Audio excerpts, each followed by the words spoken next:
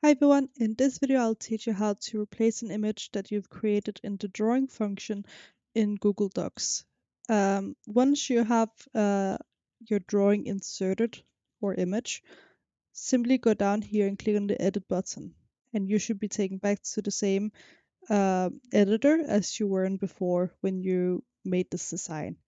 To replace the image, if you regretted your choice, simply click on the image and up in the little bar here there is an option to replace image. And now simply choose the image you want to upload.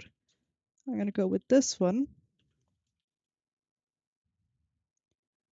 And as you can see, it's uploaded the image and now you can edit this as you like. And if you regret what you do, you can just click Control Z twice here and now you can adjust it to your liking like this.